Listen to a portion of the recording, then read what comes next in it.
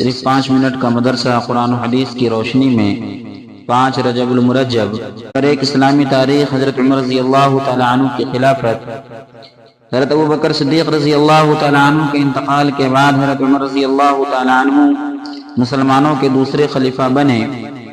آپ رضی اللہ عنہ کے 10.5 سالہ دور خلافت میں اسلام خوب پھیلا، بڑی بڑی سلطنتیں فتح ہوئی، یہاں تک کہ روم اور فارس جیسی طاقتور سلطنتوں پر اسلام کا پرچم لہرانے لگا اور مسلمان بڑھتے ہوئے ہندوستان، چین اور یورپ کی سرحدوں تک پہنچ گئے۔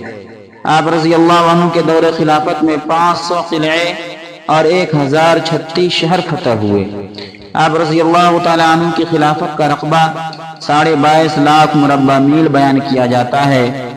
آپ کی فراست و دانائی اور ملکی انتظام اور فتوحات کو دیکھ کر ایک مشہور مستشرق مسٹر جیون کہتا ہے کہ اگر فاروق اعظم رضی اللہ تعالیٰ عنہ کی مزید 10 سال خلافت قائم رہتی تو پوری دنیا میں اسلام کے علاوہ کوئی دوسرا مذہب نہیں ہوتا۔ اللہ اکبر۔ حضرت عمر رضی اللہ تعالیٰ عنہ کی خلافت بعد کے حکام اور خلفاء کے لیے ایک مثالی نمونہ ہے۔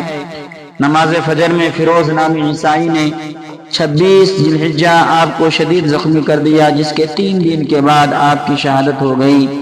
محرم الحرام کی پہلی تاریخ کو حضرت صہیب رضی اللہ تعالیٰ عنہ نے آپ کی نماز جنازہ پڑھائی اور روضہ اقدس میں تدفین ہوئی۔ نمبر 2، اللہ کی قدرت، مور کی خوبصورتی۔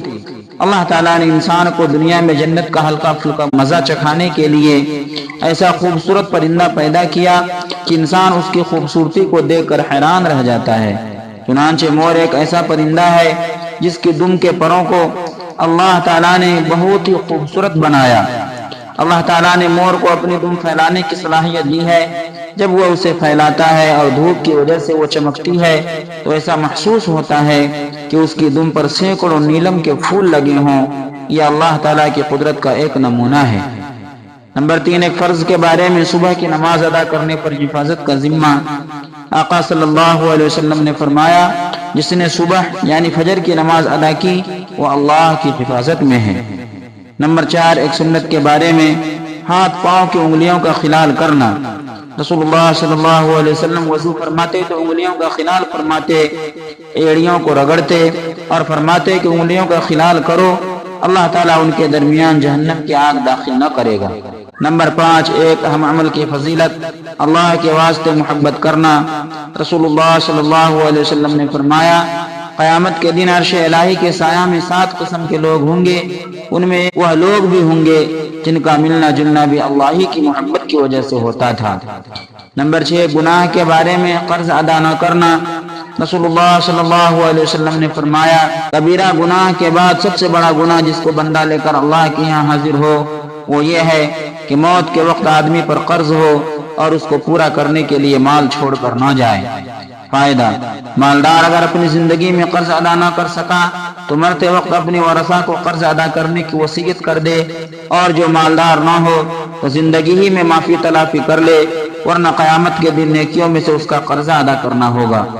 نمبر 7، دنیا کے بارے میں، مال کی حالت۔ رسول اللہ صلی اللہ علیہ وسلم نے فرمایا، اس وقت تک قیامت نہیں آئے گی جب تک تمہارے اندر مال کی اتنی کثرت نہ ہو جائے کہ وہ بہنے لگے، یہاں تک کہ مال والے آدمی کو اس بات پر رنج و غم ہوگا کہ اس سے کون صدقہ قبول کرے گا۔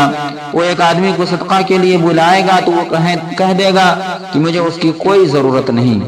نمبر 8، آخرت کے بارے میں، جنت میں مہمان نوازی۔ قرآن میں اللہ تعالیٰ فرماتا ہے، بے شک جو لوگ ایمان لائے اور نیک کام کیے ان کی مہمانی کے لیے فردوس کے باغ ہوں گے، وہ ان میں ہمیشہ رہیں گے اور وہ وہاں سے کہیں جانا نہیں چاہیں گے۔ نمبر 9، طب نبوی سے علاج، بیماری سے بچنے کی تدبیر۔ رسول اللہ صلی اللہ علیہ وسلم نے فرمایا، جب تمہارے برتن میں مکھی گر پڑے تو اس کو پہلے پوری طرح ڈبا دو، پھر نکال کر پھینکو، کیونکہ اس کے ایک پر میں شفا ہے تو دوسرے میں بیماری ہے۔ نمبر 10، قرآن کی نصیحت۔ قرآن میں اللہ تعالیٰ فرماتا ہے، کیا تم دوسروں کو نیکی کی نصیحت کرتے ہو اور اپنے آپ کو بھول جاتے ہو، حالانکہ تم کتاب کی تلاوت بھی کرتے رہتے ہو؟ بس ایسا کیوں کرتے ہو؟ کیا تم اتنا بھی نہیں سمجھتے؟